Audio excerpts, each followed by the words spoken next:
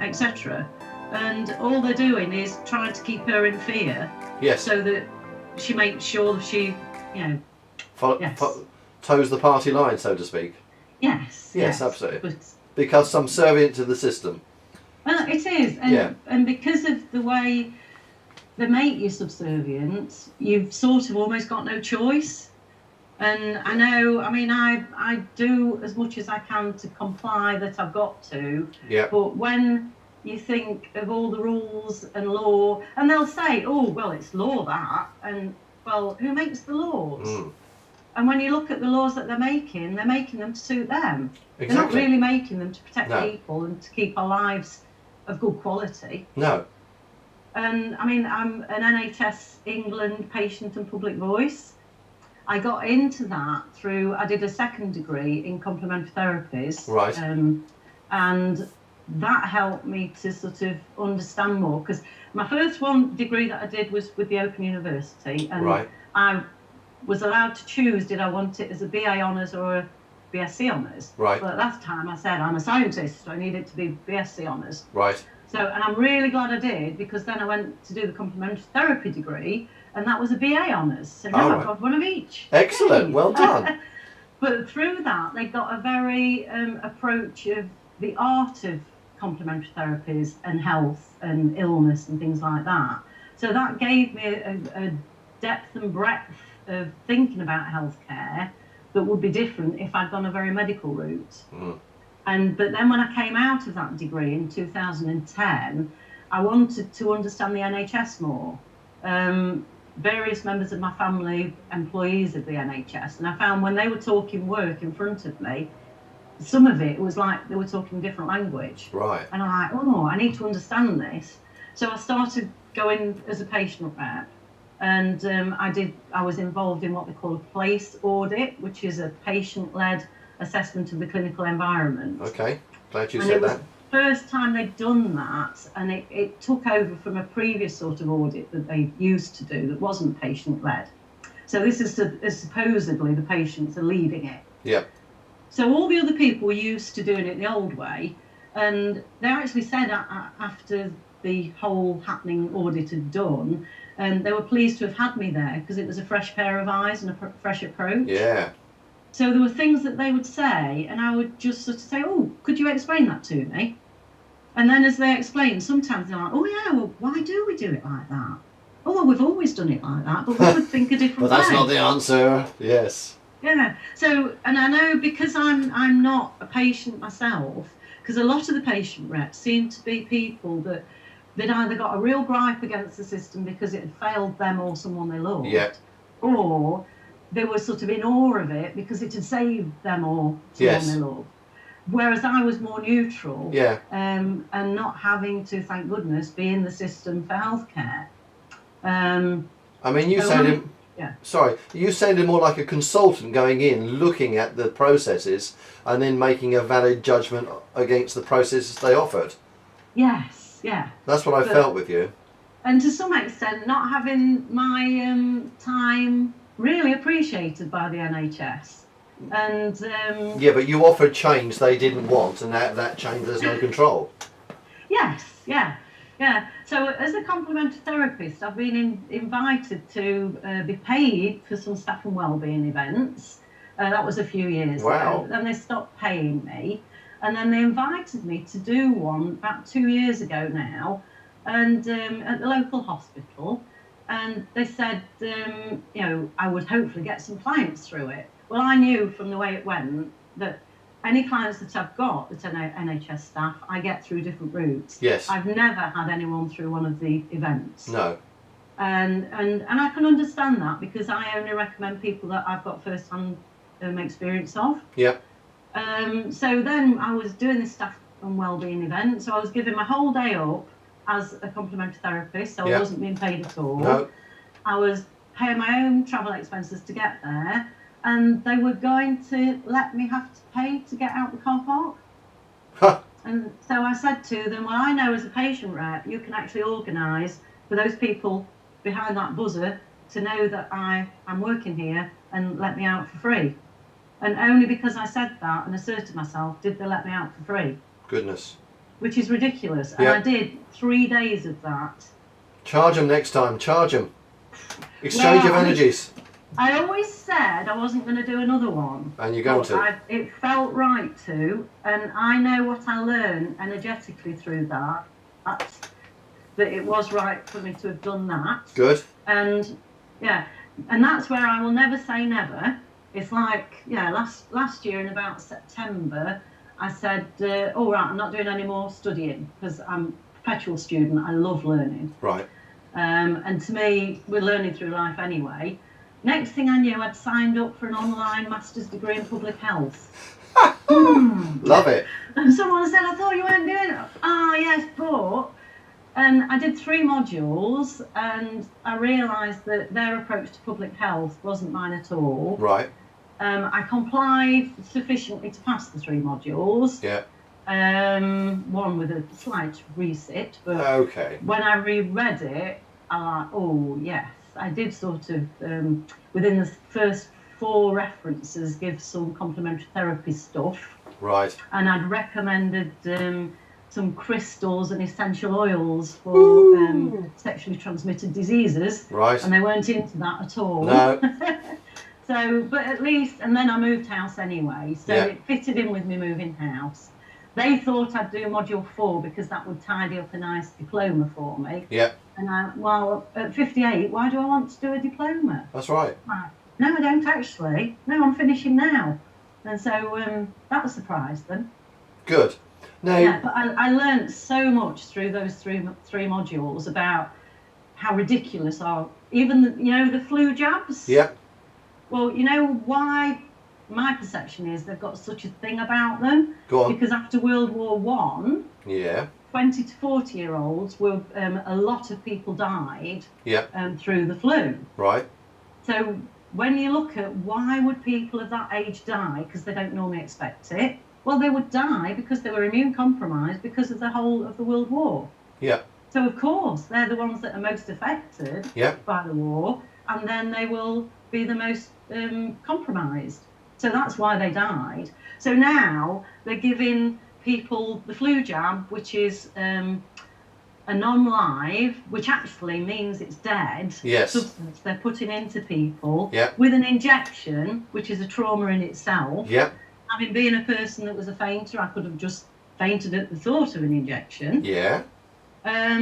So I keep promoting what they need to do is develop live vaccine, give it not to immune compromised people, but give little and often. So the vaccines came from the cow maidens that developed pox on their hands from the cowpox. Right. And that developed their immunity against smallpox. Right. And that was because they were exposed to that cowpox little and often. Yeah, very much like children when they're young, getting exposed to different things, building up immunity, eating a bit of dirt, doing other things, the body naturally takes it on board.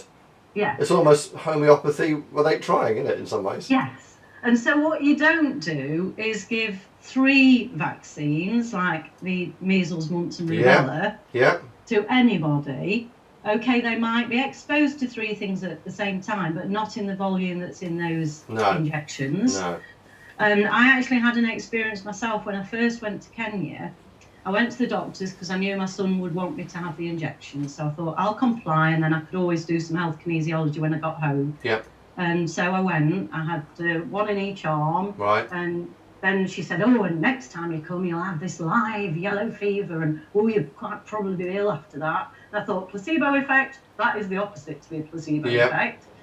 So anyway, I walked out of the doctors, and first time in my life, I noticed that my chakras had gone out of balance. Right. I thought, oh, right, okay. Well, I wasn't expecting that. So I went home, did a bit of health kinesiology on myself, over 5 minutes, and felt better. So the next week, when I went for the live vaccine, I came out the doctors expecting, oh, that's it, I'll need to do some work on myself. Oh, I feel all right. Yeah. Came home, didn't need to do anything.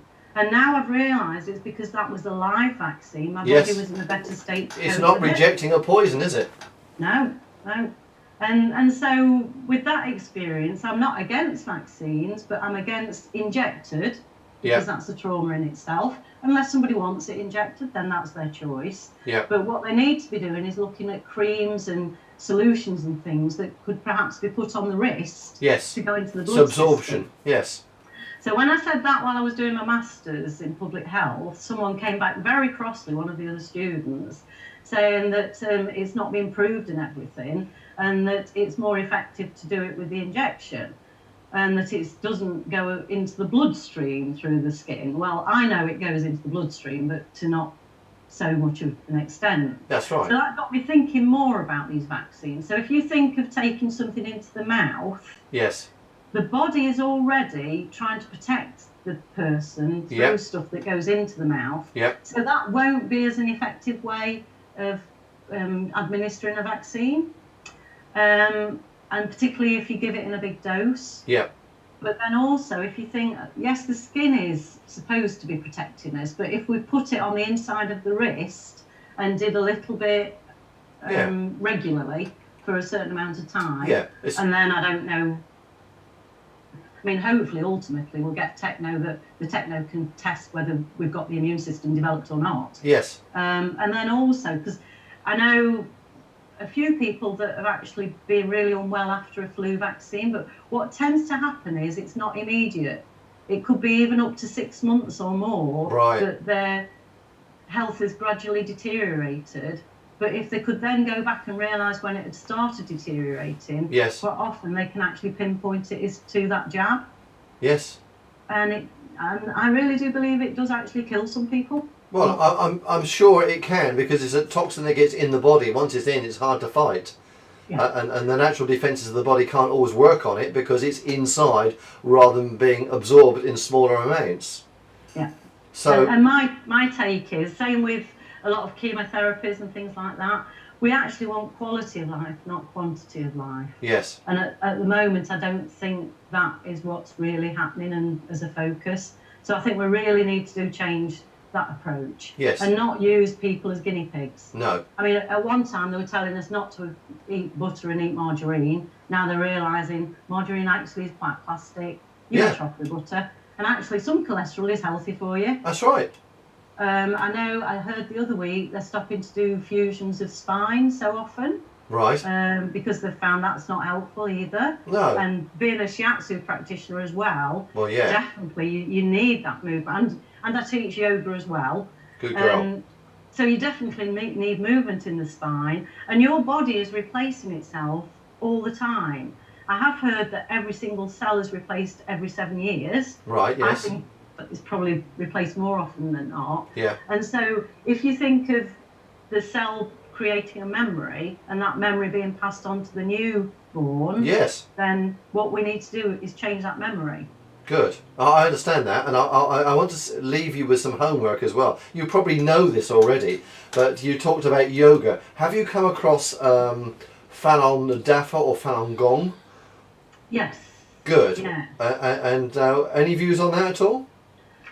You don't have to, but you know. I haven't got any views at the moment. So okay. Yeah. Well, maybe next time when I can chat to you again, because I want to chat to you again, if that's possible, because I think you're going places for the right reasons. And I think there's a lot. And one other thing that came to my mind while you're talking, have you come across the TED Talks? Yes, I have. Yeah. Well, I think you. If I was your manager, and I'm not, I just happen to be floating somewhere in the ethers, I would say the TED or the TEDx Talks, you would go down a storm there for the right reasons. I think that they need to hear your approach, based also upon your experience and based upon your academic side as well, because they'll take you more seriously than they would take me. And I think you've got a lot to offer there. I keep putting it out there to the universe. I need admin. Yes. I haven't thought of a manager, but perhaps I do. Chris, how you fitted for that? But you also behave yourself. You also he's doing a good job. He's got me here. Yes, but you also you talked earlier on about that project and in Germany where they've got all the alternative therapies available through the chemists, pharmacists and that sort of thing, and you said I actually prefer to not call them alternative. Okay. I like to call them complementary with an E. Well, I agree with you. I'm just taking the spin of what they normally talk, but I agree with you on that. Chris, Adrian, I actually spoke to one of the NICE people, you know, the National Institute of Clinical Excellence. Yes. This was in 2017. Yeah. It was on a stand somewhere, and I got talking about the complementary therapies, and he called them alternative. And I said, oh, I prefer to call them complementary because that's completing healthcare with an E. And he said, oh, yeah, that's the official NICE guidelines. And I said, yes, but whatever you're saying that, you're not actually promoting it as that. So that's why, and when I first had a website, I put complementary with an I. Yes. And luckily, someone picked me up on it before I'd gone properly live. Right. And I hadn't realised complementary with an E is about completing. And I love the fact that I made that mistake then. Yes. Because otherwise, I wouldn't have known why we use complementary with an E. So that's why I'm so, we need to call it that. I like it. but getting back to the last little bit where you're talking about, you could do in the UK without moving you away from your family and your grandchildren like that. Because if you created an association, or there is an association that was all running for this, you could certainly put a project plan together to enableize other people to go out and do what you need to do, and you could still control that, manage that from where you are now.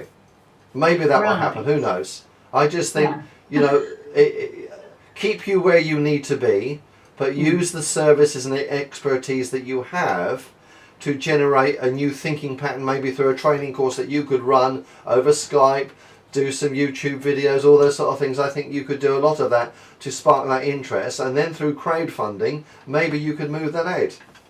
Yeah, and that is sort of where I've been thinking I perhaps need to go. Yes. And yeah, that's facing my fears. That's it. But, yeah, this is your 5-year plan, you realise this, don't you? Yes. Yeah, and hopefully now, I mean, I only moved here on the 1st of June. Yes. And would you believe my daughter, when she was thinking of getting a dog, I said to her, well, I don't do dogs, I do children, don't do dogs. So I moved in 1st of June, Friday, 2 o'clock, my stuff was finished delivering. Yep. By 5 o'clock, I was at my daughter's, stayed there for a week looking after the dog. Good. While she was away. Well, you'd be good with a dog. Really? Of course you would. I used to be really allergic to dogs, though. So it's just incredible that my life has changed so much. But so, yeah. And it will continue, I'm sure. But I'm sure. But please let me come and have a chat with you again. Yeah. Let's say in 6 months. Right. And then you can give me part 2 of your 5-year plan and see where we go from there. Yeah, and it might even be lovely to come and see you wherever you are. I'm in Milton Keynes. Right, well, I love travelling about, so if that would be something we could do. Absolutely. Because I love meeting people face to face. Yes, so, yeah. Well, you're welcome anytime. We can book it, you can be here. We can get Chris in again. Brilliant. He'll do anything for a coffee and a penguin, so yeah, we'd love to do that. I'm quite a talker. I've got lots of things I could talk to you about. Good. Well, we're not letting you go, and I hope you've enjoyed our little chat today, because I have. Yes, I have. Thank you very much, Adrian. No, it's been refreshing. It's reflective. Thank you so much for what you're doing, because you're in that place for a reason. You are guided, you are helped, you are lovely for who you are, so I'm not letting you go, and in 6 months, unless you come to Milton Keynes before then, we need to chat, all right? Lovely, yeah, great. So enjoy the rest of your evening. Thank you to Chris as well. Yeah, Thank you, Jim. He's doing the stuff over there. He's the man. All right? Great. Thanks. Take care. Bye for now. Bye. That was brilliant. She's a star. She is. She is an absolute little star. And I think she's going places. Yes. Whoa, is she going places? Well, what a warm feeling that was with the interview.